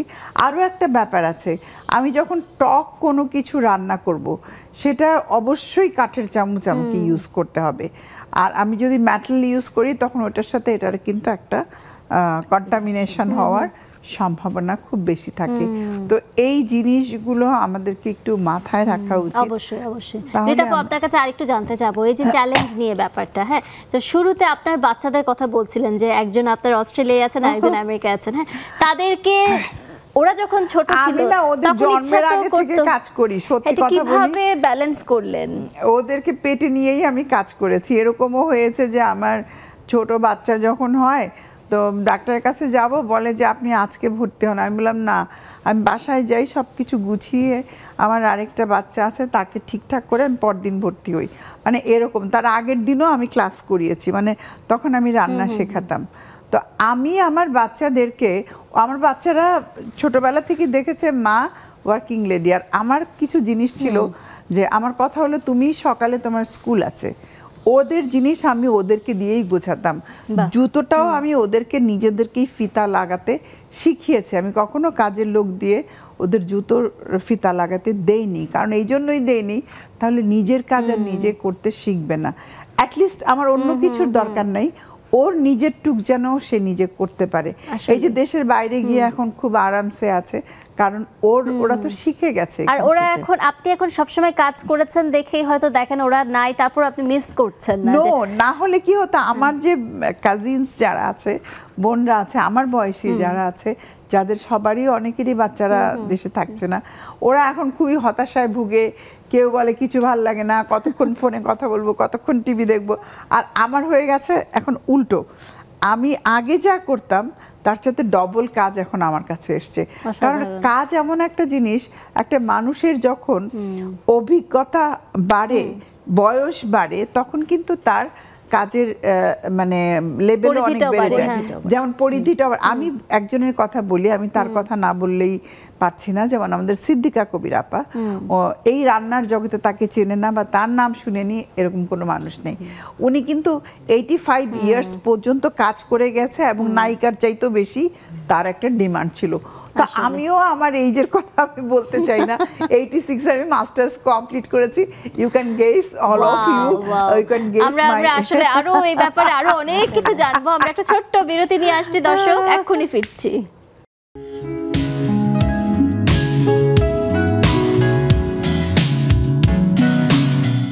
দর্শক, আড্ডা চলছে চাওয়া থেকে পাওয়া নিয়ে। অনেক কিছু চাই, অনেক কিছু পেয়েছি জীবনে, এবং আরও কত কিছু পাওয়া বাকি আছে, সেগুলো নিয়ে আমাদের আড্ডা চলছে আমাদের চমৎকার তিনজন অতিথির সাথে। এবং আমাদের স্ক্রিনে দেওয়া জুমের ইউজার আইডি এবং পাসওয়ার্ড দিয়ে আমাদের সাথে অনেক আমাদের পছন্দের আপুরা জয়েন করেছেন। আমরা একটু তাদের কাছে চলে যাব। আমি সবার আগে চলে যাব একটু খুকু আপুর কাছে। একটু আনমিউট করে ফেলবেন। খুকু আপু, কেমন আছেন? আমরা চাওয়া থেকে পাওয়া নিয়ে কথা বলছি, আপনার জীবনের চাওয়া নিয়ে একটু বলবেন আমাদেরকে। আসসালামু আলাইকুম আপু, রিতা আপু, আসসালামু আলাইকুম, কেমন আছেন? খুব ভালো আছি, আপনাদেরকে দেখলে আরো ভালো থাকি। আলহামদুলিল্লাহ আপা, আমিও ভালো আছি। হ্যাঁ, চাওয়া থেকে পাওয়ার কথাটাই বলছিলাম। আমরা বিরতির সময় আপনারা যখন আড্ডা দিই তখন এই বিষয় নিয়ে একটু কথা বলছিলাম। আসলে আমরা মেয়েরা তো চাইলেই সবকিছু পাই না, রেডিমেড তো পাই না, আর চাইলেই যে পাবো এমন কোনো গ্যারান্টি নাই। তাই পাওয়ার জন্য আমাদেরকে একটু স্ট্রাগল করতে হয়, একটু কষ্ট করতে হয়। তো আমার লাইফেও সেটাই করতে হয়েছে, কিন্তু এখন আমি মনে করি যেটুকু পেয়েছি এটুকু আল্লাহর কাছে শুকরিয়া, যে হ্যাঁ আমরা মানে পেরেছি, সবচেয়ে বড় কথা পেরেছি। আমাদের চাওয়াটা আমাদের পূরণ করার মতো সাহস, সৎ সাহস আল্লাহ আমাদেরকে দিয়েছে। অনেক মেয়েরা এখনো অসহায় অবস্থায় আছে যারা তাদের চাওয়াটাকে পূর্ণ করতে পারেনি। আমি মনে করি যে আমাদের এই সাহসটা যেন সবার থাকে, সাহসটা যেন সব মেয়েদের মানে যোগ্যতা অর্জন করার একটা সাহস থাকে, যে তাদের চাওয়াটুকু যেন পূরণ হয়।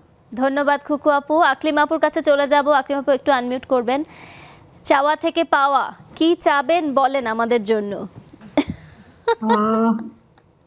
শুভ সন্ধ্যা। আমি আজকে মূলত ডক্টর গাউসিয়া ম্যাডাম ওনার জন্য এসেছি, কারণ ওনার সাবজেক্ট আর আমার সাবজেক্ট এক। আমি আজকে আসতে মানে খুবই বিজি ছিলাম, তো মনে করলাম যে একটু পরিচিত হই। অনেক অনেক ধন্যবাদ আমাদের সাথে জয়েন করার জন্য আকলিম আপু। জি এই যে, আপু কোথায় আপু? আপুর সাথে একটু পরিচিত হব। জি আমি আছি। এই যে আপু আচ্ছা আছে। আচ্ছা আমি অনার্ড, আপনি আমার জন্য এসেছেন এটা শুনে। কারণ আমার সাবজেক্ট যে এক, এই কারণে। আর চাওয়া থেকে পাওয়া, আমার মনে হয় মানুষ চাওয়ার মতো চাইতে পারলে সেটা পাওয়া যায়। আমি যদি বিশ্বাস করি আমি এই জিনিসটা চাচ্ছি এবং সেই আমিও অনুসারে বিশ্বাস যদি করি। কাজ করি, তা আমার বিশ্বাস চাওয়া থেকে পাওয়া যাবে। 100% না হোক, 80% পাওয়া যাবে, পাওয়া তো যাবে। ডিটারমিনেশন এটাই এবং হলো আমার হার্ডওয়ার্কটা কথা। থাকলে আসলে খুব সুন্দর। আর আমি এবং আমার চাওয়া থেকে যা চেয়েছি আমি আল্লাহর রহমতে তাই পেয়েছি। ধন্যবাদ সকলকে, সেটা যারা আপুরা আছেন সকলকে ধন্যবাদ, সকলকে অভিনন্দন। থ্যাংক ইউ আকলিম আপু। রুমা আপুর কাছে চলে যাব, একটু আনমিউট করবেন। রুমা আপু, চাওয়া থেকে পাওয়া নিয়ে কি বলতে চান? আসসালামু আলাইকুম, শুভ জি। সন্ধ্যা সবাইকে। ওয়ালাইকুম সালাম, শুভ। স্টুডিওর 3 গুণী আপু বসে আছে, 3 আপুকে অনেক শুভেচ্ছা। রীতা আপুকে তো এভারগ্রিন আমাদের রীতা আপু।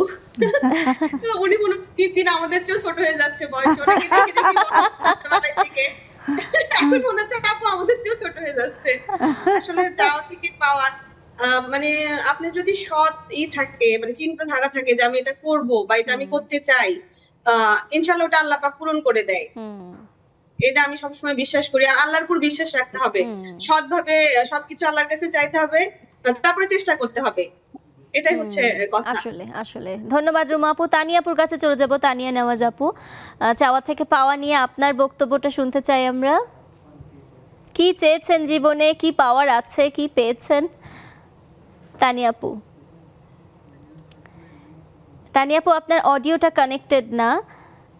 Connecting two audio. হ্যাঁ, এবার বলেন তানিয়াপু, একটু আনমিউট করে ফেলবেন। জি, আমাকে বলছেন? জি, আপনাকে বলছি। ধন্যবাদ, শুভ সন্ধ্যা সবাইকে। আপনাকেও। টেলিভিশনের ভলিউমটা একটু মিউট করে দিবেন। হ্যাঁ, আমরা ভালো আছি। আপনার চাওয়া থেকে পাওয়া নিয়ে আমাদেরকে একটু বলবেন তানিয়াপু। চাওয়া থেকে পাওয়া খুব সুন্দর একটা টপিক। আসলে এইভাবে কখনো নিজের জন্য ভাবা হয় না। আমি যেটা পছন্দ করি, আমার জীবন জীবিকায় সবসময় আমি নিজের জন্য চাওয়া থেকে আমি অন্যের জন্য চাওয়াটাকে খুব বেশি প্রেফার করি। আর নিজের চাওয়া মানে নিজের চাওয়া কি সেটা অন্যের জন্য আমার ভালো লাগে। যেমন আমার ফ্যামিলির জন্য কিছু করা, আমার ছেলের জন্য, আমার হাজবেন্ডের জন্য। আর আমার ছোট ছোট মানে চাওয়াগুলো হলো আমি ঘর সাজাতে পছন্দ করি, গাছ লাগাতে পছন্দ করি, অথবা আমি কোনো সোশ্যাল ওয়ার্ক করতে পছন্দ করি। আর কুকিং আমার খুব পছন্দের একটা কাজ।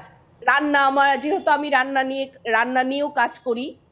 রীতা আপা আমাদের একজন মানে আইডল, সেই জায়গায় রীতা আপাকে অনেক অনেক ধন্যবাদ।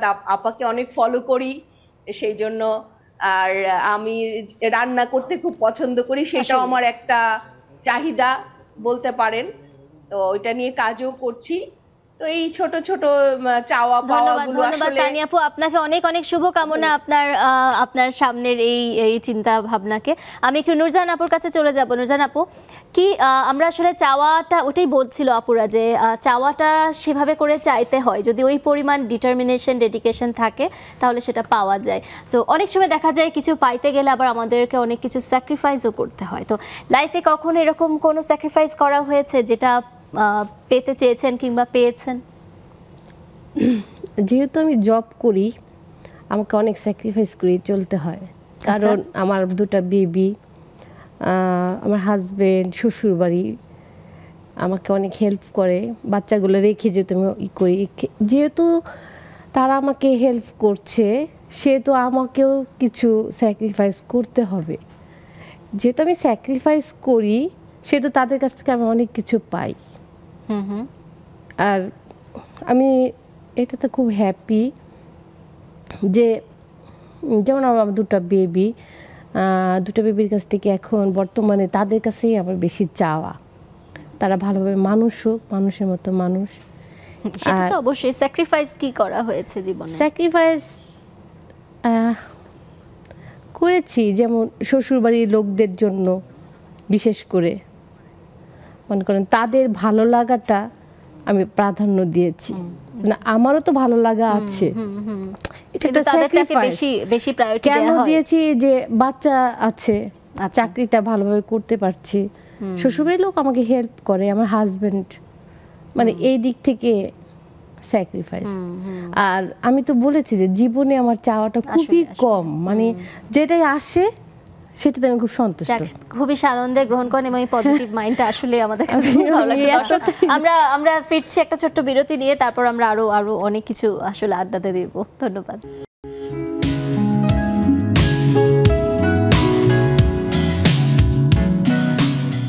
দর্শক, আড্ডা চলছে চাওয়া থেকে পাওয়া নিয়ে এবং খুব সুন্দর করে আমরা আড্ডা দিচ্ছি এবং অনেক কিছু জানছি আমাদের পছন্দের আপুদের কাছ থেকে। এবং আপনারা যদি আমাদের সাথে সরাসরি যুক্ত হতে চান, স্ক্রিনে দেওয়া জুমের ইউজার আইডি এবং পাসওয়ার্ড দিয়ে সরাসরি সংযুক্ত হতে পারেন। আমি চলে যাবো একটু রীতা আপুর কাছে। রীতা আপু, আমরা যা যা চাই এবং সেই পাওয়ারগুলোর পিছনে একা কিন্তু সবসময় সম্ভব হয়ে ওঠে না। আমাদের যেই লাইফ পার্টনার, আমাদের হাজব্যান্ড থাকে, তাদেরও সাপোর্টটা কিন্তু আসলেই লাগে। তো আপনার ক্ষেত্রে এই ব্যাপারগুলো কিভাবে আপনি কন্টিনিউ করেছেন, হ্যান্ডেল করেছেন? আসলে আমি একটা লম্বা সময় পার করেছি, তো পরিবার, হ্যাঁ, ফ্যামিলিতে যেটা হয় যে সবার ক্ষেত্রে, আমি বাচ্চাদের কথাও বলবো, হাজবেন্ডের কথাও বলবো, সব কিছুতে আমরা যদি ইন্টারফেয়ার করতে চাই, একটা মানুষের স্বাধীনতার মধ্যে সে একটা কাজ করতে যাচ্ছে তার মতো করে, আমি যদি বলি এই কোথায় আছো, কি করছো, কেন করলো না, আমার খোঁজ নিলে না, ফোন করলে না, আমি আমার জায়গায় থেকে তার পরিস্থিতি কিন্তু কখনোই বুঝতে পারবো না। হয়তো তার একটা সমস্যা হয়েছে, বাইরে কাজ করতে গেলে নানান রকম প্রবলেম ফেস করতে হয়। আরও আমি এটা বেশি বুঝি, কারণ আমি নিজে কাজ করি, আমি একজন নারী উদ্যোক্তা, বিজনেস করি, আমাকেও নানান রকম পরিস্থিতিতে থাকতে হয়। তো একটা জিনিস খুব ইম্পর্টেন্ট, হাজব্যান্ড ওয়াইফ দুজনকেই স্পেস দেওয়া উচিত, বোঝা উচিত, ডমিনেট করতে যাওয়া উচিত না। আমি যদি তাকে ডমিনেট না করতে যাই, তাহলে সেও আমাকে কখনো ডমিনেট করবে না। এই জিনিসটা আমার মনে হয় ওইটুকু ট্রাস্ট দুইজনেরই থাকা দরকার, থাকলে দেখা যাবে জীবনটা অনেক শান্তিপূর্ণ হবে। আমি আমার এই একটা লম্বা জার্নি, অনেক কিছু মনে হয়েছে যে এইটুকু আমার না দেখলেও চলবে, এটা নিয়ে আমার কথা না বললেও চলবে, আমি সেটা নিয়ে করি না। যেমন আমি জাস্ট একটা সিম্পল এক্সাম্পল দিই, প্রত্যেকেরই শ্বশুরবাড়ি থাকে, ওই দিক থাকে, আমার কথা হলো ওর ফ্যামিলিতে ও কাকে কি দিল, কাকে কি করলো, এগুলোতে আমার ইন্টারফেয়ার করার কি দরকার? স্যাক্রিফাইস না, এটা ওর ডিউটি, এটা সে করবে, আমি কেন তার মধ্যে ঢুকবো? আবার আমার ফ্যামিলি, আমার মা ভাই বোন, আমি তাদের জন্য করব, সেটা তো সে কখনো ঢুকছে না, আমি কেন তারটাই ঢুকবো? এখানে প্রবলেমটা হয়, অনেকেই ওয়াইফ যেরকম হচ্ছে, কেন তুমি এটা দিচ্ছ, কেন করছো, তোমার ভাইকে তুমি কেন দিবা, তোমার বোনকে, why no? তার পরিবারের জন্য তার একটা রেসপন্সিবিলিটি আছে, সে করবে। আমার সেটা না দেখলেই ভালো। এটা ও যেটা আমাকে ভালো রেখে, আমার পরিবারকে ঠিক রেখে, আমার পরিবারের জন্য তুমি যা করো, হ্যাঁ, আমার পরিবারকে, আমার কমফোর্ট জোন, সোজা কথা, আমার কমফোর্ট জোন ঠিক রেখে সে করুক না, কেন আমি ওখানে ইনভলভ হব? বিশেষত এটা তো আমাদের পরিবার, বিয়ের পর তো এটা আমাদের যৌথ পরিবার হয়ে গেল, এইজন্যই প্রবলেমগুলো হয়। যখন ওভাবে ভাবতে পারে, যদি হিংসাটা চলে আসলেই তখন প্রবলেম। মানে ওর স্পেসটাকে আমি যদি ওকে কমফোর্ট জোনে তৈরি করে দেই, সেও আমার কমফোর্ট জোন তৈরি করবে। অনেক সময় দেখা যায় লুকাই দেয়, আন্ডারস্ট্যান্ডিং এর ব্যাপার, এটা দুইজনে অনেক সময় দেখা যায় যে আন্ডারস্ট্যান্ডিং এর অভাবে না বলে তখনই কিন্তু ট্রাস্টটা ব্রেক হয় আসলে। না, দুজনকে দেখতে হবে। একটা কথা বলি, একজন দেখতে দেখতে একটা রোগের মতো, তখন সে দেখবেই। আমি একদিন দিব, 2 দিন দিব, হয়তো 3 দিনের দিন সে নিজেও করবে। আমি 2 দিন দেখেই বললাম যে আল্লাহ আমি তো দিচ্ছি, সে দিচ্ছে না, তা না, তাকে ওইটা অভ্যস্ততায় পরিণত করতে হবে। আমি এরকম অনেক করেছি। তো দ্যাটস ওয়াই আমার মনে হয় একটা মেয়ে, সত্যি কথা বলি, এখানে ছেলের চেয়ে এখানে মেয়ের ভূমিকা অনেক বেশি। একটা মেয়ে চাইলে পারে, যদি সে সেই রকম ভাবে মন থেকে চায়। আসলে এখানে চাওয়া থেকে পাওয়ার একটা আপনার কাছে চলে যাব, আপনার এক্ষেত্রে আপনার বক্তব্যটা আমাদের বলবেন। আমার বক্তব্য রীতা আপার মতো অনেকটাই, যেমন আমিও আমার ব্যক্তিগত অভিজ্ঞতা বলি। যেমন বড় একটা জীবনের বড় একটা অর্জন sea to source Ganges river এক্সপেডিশনে প্রায় 1.5 মাসের মতো আমার পরিবার থেকে দূরে বছরে 2 বার থাকতে হয়েছে। সেক্ষেত্রেও কিন্তু আমার আব্বু তখন ছিলেন, আব্বু আম্মু আমার হাজব্যান্ডের সাপোর্টটা একেবারে ট্রিমেন্ডাস ছিল। কারণ আমি ভাবছিলাম আমার মেয়েকে রেখে যাব, তারপর কে কি বলবে, কিন্তু ও কিন্তু বলেছে এটা তোমার কাজকে প্রায়োরিটি দিতে হবে। তো আপা কিন্তু আপার অভিজ্ঞতার আলোকে খুব সুন্দরভাবে বলেছেন, যেটা হয়তো আমরা থ্রু আউট দ্য জার্নি আমরা এক্সপেরিয়েন্স করছি। আসলে কিন্তু সাহসটা পায় না দেখে বাইরে পিএইচডি করব, সংসার কোথায় যাবে, বাচ্চা কার কাছে থাকবে। এবং আমার অনেক মানে কলিগসদেরকেও দেখেছি যে তাদের পরিবার থেকে সাপোর্টটা পাচ্ছে বলেই তারা সামনে এগিয়ে যেতে পারছে। আবার অ্যাট দ্য সেম টাইম আমরা দেখেছি পরিবার থেকে সাপোর্টটা পাচ্ছে না বলে কিন্তু আমার নিজেরই ছাত্রছাত্রীদের মধ্যে অনেকে আছে যে তার ফ্যামিলি সাপোর্ট করেনি বলে তার পিএইচডিটা করা হয়নি, এরকমও আছে। তো আমার কাছে মনে হচ্ছে আজকে এই নেক্সাস টিভির এই প্রোগ্রামটা ইট কুড বি আমাদের আড্ডাটা, হ্যাঁ আড্ডাটা, এবং প্রত্যেকের মতো করে বলছে যে এটাও যদি আমি একটা হলে আছি, হলের প্রাধ্যক্ষের দায়িত্বে আছি, অনেক সময় অনেক মেয়ে হয় কি জীবনের জার্নিতে টায়ার্ড হয়ে যায়, বা এখনকার ছেলেমেয়েরা কিন্তু অল্পতে একটু হতাশাগ্রস্ত হয়ে পড়ে। তো এরকম প্রোগ্রাম কিন্তু আরো বেশি করলে বা মেয়েদের জন্য সুন্দর সুন্দর টপিক নিয়ে আসলে বা সব সাকসেস স্টোরিজ মেয়েদের অনেক বেশি মোটিভেশনের জায়গা তৈরি করা, কারণ ওরা তো এক এক জায়গা থেকে আসে, কালচারাল শখ, অনেক রকমের শখ থাকে। তো ওদের এরকম একটা প্রোগ্রাম কিন্তু পজিটিভ মেসেজও দিতে পারে। অবশ্যই আমরা সবাইকে কিন্তু আমরা আসলে এটা নারী বেস, আমরা না আসলে করতে চাই। ওদের এই জেনারেশনের চাওয়া থাকে অনেক বেশি, কিন্তু পাওয়ার জন্য যে কর্ম করতে হয় সেইটা ওরা দিতে পারে না, ওইটা পারে না। আমরা আজকে হয়তো সাকসেসফুল, কিন্তু আমাদের প্রত্যেকেরই কিন্তু অনেক জায়গায় না শুনে আসতে হয়েছে, অনেক কথা শুনে আসতে হয়েছে, কিন্তু আমরা তো থেমে যাইনি। আমার বিশ্বাস যে আমার কাছে মনে হচ্ছে একটা জিনিস চেয়েছি আমার প্রফেশনের জায়গায়, বলেছে না, আমি কিন্তু অ্যাকসেপ্ট করেছি এভাবে, ঠিক আছে আজকে XYZ না বলেছে, উপরওয়ালার পক্ষ থেকে আমার আরো 10টা জানালা খুলে যাবে রহমতের, ইনশাআল্লাহ তাই হয়েছে। এক জায়গায় না থেমে গেলেই তো ওখানে স্টপ হয়ে গেল, কিন্তু আমার কন্টিনিউয়াস ট্রাই করতে হবে। একটা বন্ধ হলো আরেকটা খুলবে, সেভাবে করেই যেতে হবে। আমি একটু জুমে চলে যাব, নার্গিস আপুর কাছে চলে যাব। নার্গিস আপু শর্টলি আমাদের সাথে কিছু বলবেন আমাদের চাওয়া পাওয়া নিয়ে। একটু আনমিউট করতে হবে না নার্গিস আপু, শোনা যাচ্ছে না। আসসালামু আলাইকুম। জি জি জি হ্যাঁ বলেন। আমি এখানে খুব প্রাউড যে আমার চাইতে আল্লাহর কাছে ওভাবে হয় নাই, কিন্তু মনে মনে আমি সেটাকে ধারণ করছি। যেমন বলি, আমার বিয়ের পরে আমার সন্তান হবে, তা এখন হচ্ছে আল্ট্রাসোনোগ্রাম করা হয়েছে। তা আমার ননাস ছিল সাথে, সে মানে ডাক্তার ওনাকে একটু ইঙ্গিত দিচ্ছে কিছু একটা, তো সে যাই হোক উনি সেটা কি মনে করছে সেটা কথা। তারপরে উনি আবার নার্সকে বিয়ে চাইছে কি হবে না হবে, যাই হোক তারপর নার্স এসে ওনাকে কানাকানি ছেলে মেয়ের আগের আসলে আবার একটু সাউন্ডে মনে হয় সমস্যা হচ্ছে নার্গিস আপু। হ্যাঁ, তারপরে হচ্ছে ওনারা কানে কানে বলতেছে যে এই হবে। তারপরে আমার বড় ননাস আবার আমার শাশুড়িকে ফোন দিছে, দিয়ে বলছে যে আম্মা এই হবে। এখন না ওনাদের মুখ দেখে দেখে আমার না মনে ভিতরে কেমন কেমন, অথচ তার একটু পরে কিন্তু আমার বাচ্চা হবে। হ্যাঁ, তারপরে আমার যাই হোক, তারপরে আমাকে যখন ওটিতে নিয়ে গেছে, আমি শুধু আল্লাহর কাছে বলতেছি, আল্লাহ সবার মুখটা কেমন কেমন দেখলাম। হ্যাঁ, তারপরে ওভাবে আমি ধারণা করছি আমার মেয়ে হবে।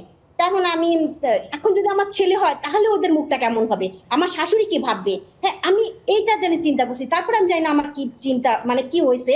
তারপর আমার যখন ছেলে হয়েছে, আমাকে যখন বলছে এই দেখ তোর একটা টিকটিকির মতো ছেলে হয়েছে। হ্যাঁ, আর আমি দেখি পুরা ধবধবে সাদার মধ্যে লাল লাল সব চোখ, আমি তো শুধু অজ্ঞান হয়ে যাই। তারপর যাই হোক, তা সবাই যখন বাড়ি যখন আমি বের হয়েছি, যখন আমার ছেলে আমার কাছে আসছে, আর যখন আমি জানতে পারছি সবাই জানছে আমার কেনাকাটা সব মেয়েদের, একটা পাউডারদানি মেয়েদের, জামা কাপড় মেয়েদের, মানে তোয়ালে পর্যন্ত মেয়েদের সব কেনাকাটা, সবাই জানে যে মেয়ে হবে। তারপরে যখন ছেলে হয়েছে, আমার বড় নানাস তো একটু মন টন খারাপ করে সবসময় বলছিল, আমার নানাস বড় নাসকে যখন কোলে দিছে, আমার ছেলে প্রথম ইস্যু করছে আমার বড় নাসের কোলে। আসলে আসলে ধন্যবাদ ধন্যবাদ নার্গিস আপু, খুবই ভালো লাগলো আসলে আপনাদের তিনজনের সাথেও আজকে আড্ডা দিয়ে খুব ভালো লাগলো। আপনাদেরকে অনেক অনেক ধন্যবাদ আমাদের আজকের এই আড্ডায় যুক্ত হওয়ার জন্য। আমাদের আসলে আড্ডাটা শেষ করতেই হচ্ছে কারণ সময় আসলে শেষ, কিন্তু আমাদের আড্ডা আসলে প্রতিদিনের আড্ডা প্রতিদিন চলবে। দর্শক, আমাদের আজকে চাওয়া থেকে পাওয়া নিয়ে খুব সুন্দর একটা আড্ডা দিলাম এবং আমরা অনেক কিছু জানলাম আমাদের জুমের আপুদের কাছ থেকে, এবং সবচেয়ে বেশি আমাদের স্টুডিওতে যে আপুরা আছে, রীতা আপু, গাউসিয়া আপু এবং নুরজান আপু, সবারই লাইফের চাওয়া এবং পাওয়া যার যার লেভেল থেকে যার যার স্ট্রাগল এবং যে এক্সপিরিয়েন্সগুলো আমাদের সাথে শেয়ার করলে এগুলো আমাদেরকে অনেক বেশি হেল্প করবে আমাদের লাইফের ফিউচারে এগিয়ে যেতে। তো সবাই আমরা এভাবে সবসময় চাওয়া থেকে পাওয়া এবং পাওয়ার জন্য সেই স্ট্রাগলটা করব, ডিটারমিনেশন থাকবো। আপনাদের সবাইকে আজকে এভাবে করে আমাদের আড্ডা শেষ করছি। সবাইকে ধন্যবাদ জানাচ্ছি। নেক্সাস টেলিভিশনের সাথেই আছেন এবং সবসময় থাকবেন। আগামীকাল আরেকটা কোনো সুন্দর নতুন টপিক নিয়ে চলে আসবো এবং সুন্দর সুন্দর আমাদের দর্শক নিয়ে আসবো এবং অতিথি নিয়ে আসবো। সেই পর্যন্ত আজকে আমরা এখানে বিদায় নিচ্ছি। সবাইকে আল্লাহ হাফেজ।